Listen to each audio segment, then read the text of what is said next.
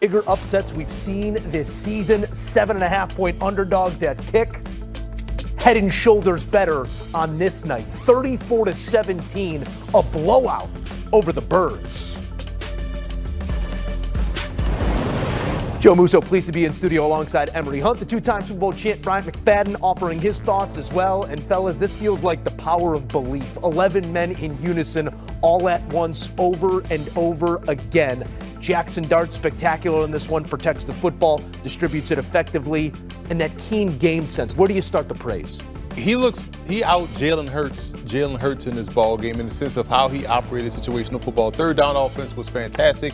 How he did inside the red zone. He didn't turn the ball over. He ran when he needed to run, got the first downs that he needed to get the first downs, just kind of gave them something extra to worry about, which also then set up Cam Skattebo had success on the ground. He empowered the receivers, kept going to little Jordan Humphrey, kept going to Jalen Hyatt. So I thought Dart played a solid game. Obviously, the legs is really what opened up this game for the Giants offensively, and he made the timely passes that he needed to make to convert the first downs to keep them on the field. So he played ahead of the chains, ahead of the sticks. Just a great game to respond to what we saw from him in New Orleans. I tip my hat to the rookies. The rookie backfield for the New York Giants. Primetime stage under the bright lights, everyone watching, and they put forth their best effort, and they led the New York Football Giants. We're talking about a team that has a host of veteran players up and down the rosters, but it was the rookies that took the stadium by hold and said, we got you guys. Jackson Dart just delivered.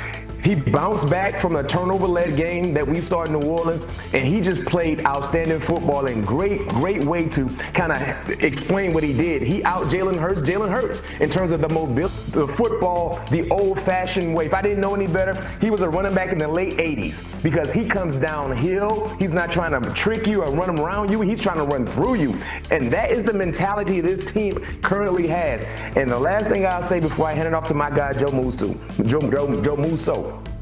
Viewers, now you see why quarterbacks are so important. Because this is the same team that didn't have a pulse weeks ago. Inserts the young fella with energy, with juice, and now the entire city believes. Now the entire city is optimistic about what could happen any given moment when they step foot on the football field with Jackson Dart. Big time win for the New York Giants. And what B-Mac said there was important because we're watching the game. It wasn't like he threw for 350 yards and 5 touchdowns. It was just the operation of the offense that gave you hope if you're a Giants fan. Like, wow, we're sustaining a drive.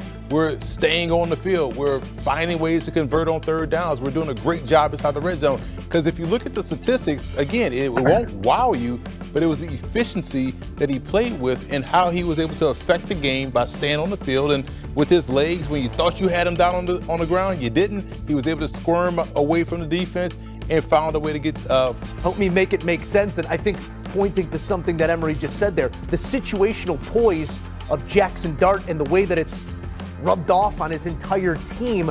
Are you seeing wisdom beyond his years there, the ability to understand how momentum works in the NFL? Oh, no question. I mean, this is the thing about, inserting young energy into your organization, especially in key positions. You want to see that energy surface, and that's what we saw. I mean, man, he's having fun. He's smiling. I mean, he is enjoying himself, and the entire team, they're following his footsteps. And what about Scat Pack, I mean, these are guys that it feels like they're still in college. The way they're attacking the game, they're having so much fun. And you talked about their 2 wins against playoff caliber teams that have championship-like aspirations. The Chargers, the Eagles tonight. I mean, this is a team, when they're dialed in, who knows what could happen. You just need to see this same show that they put forth at home on the road. Because you talked about that loss, Joe. Where did that loss take place? In New Orleans. So clearly, young quarterbacks, young players, they're a little more acclimated at home. But you need to see this same production on the road. But I can tell you this much. Enjoy the week, enjoy the weekend, Giants fans, because you have a lot to be happy about, and the future looks to be extremely bright with Jackson Dart and Scat Pack in the backfield. That's a fun 10 days if you come out a winner in a divisional matchup when the whole world had you about a touchdown worse than your opponent. That's a long 10 days for the Philadelphia Eagles. Nick Sirianni said in this short week, his team was looking forward to getting on the field and exercising the demons from a week ago, coughing one up in the fourth quarter to the Broncos. This is a different sort of failure. This is back-to-back losses for the first time since 2023 for this franchise, and this was getting bullied by a team that was clearly at a talent deficit. If you're going to put these rosters up against one another, you will take Philadelphia's roster 100 days out of 100, but it's execution. It's the will between the tackles that they're lacking right now. Talk to me about the offensive line, because for me, that's where this offense is still lacking in their identity. Saw a couple productive runs early in this game, Emery, but then a complete inability the rest of the way to make room for Saquon Barkley and others to move that ball on the ground. Right, because right now they are struggling to find an identity, and it felt like they were going back to what worked for them last year. Hey, we're going to run the football. Saquon Barkley got out of the gates real quick, was hot running the football, and then he got away from him. They went stretches of the game without turning around and handing him the football. And if you saw your receivers weren't getting success or getting open down the field versus this cornerback group, hey, turn around, run the football, and get this offensive line lathered up and get them ready to go, because we saw that happen in the first quarter. We didn't see it the rest of the way. And if you're not going to have the success in the passing game, at least you can lean on a run game. You have one of the best backs in football in Saquon Barkley, but to be honest, Joe, to be straight up, real, keep it a buck, as the kids say, they got beat up on both sides of the line of scrimmage. And, I mean, what a difference Jalen Carter makes on defense. Yeah. That was ugly. But up front, offensively, where they're supposed to hang their hats with that offensive line, outside of the tush push, they got big boyed up front, too. You point to the box score not always telling the story, and I think that's the case on the other side of this one, because Hurts's numbers look fine. They finally get A.J. Brown going, but it's situational, again, where this team's lacking, Mac. I want to go back to the third quarter.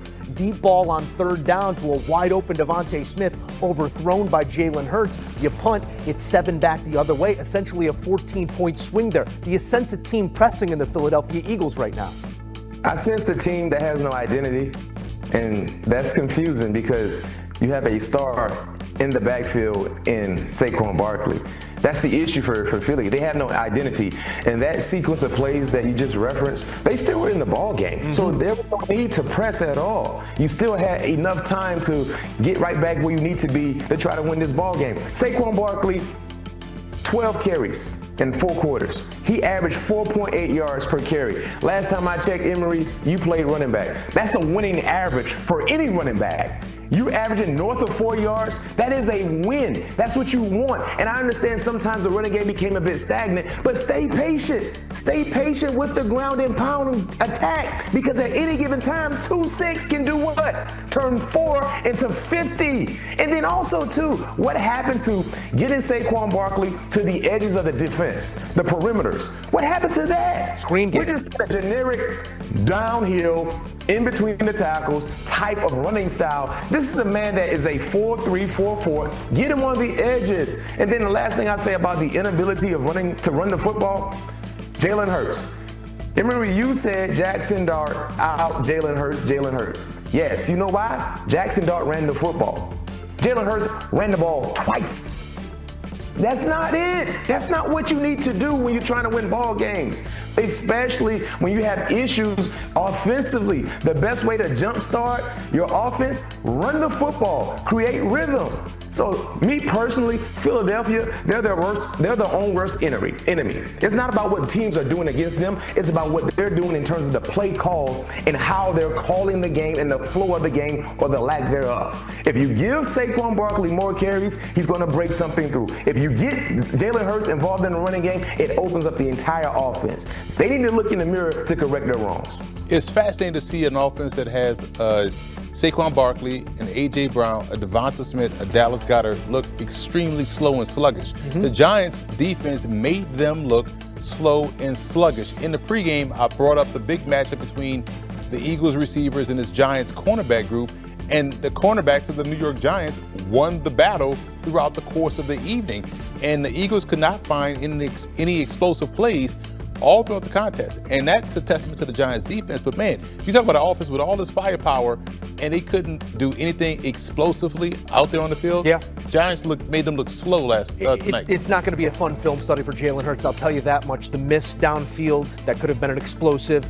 If you want to go back and look at the interception back the other way. A.J. Brown, no middle safety, a free 6 there as well. Going to need more from the quarterback, and maybe a sense of urgency that is not his calling card is now required, because we are a third of the way through this season for the Philadelphia Eagles, and they look nothing like the team that hoisted a Lombardi some time ago. They said, we're a new group.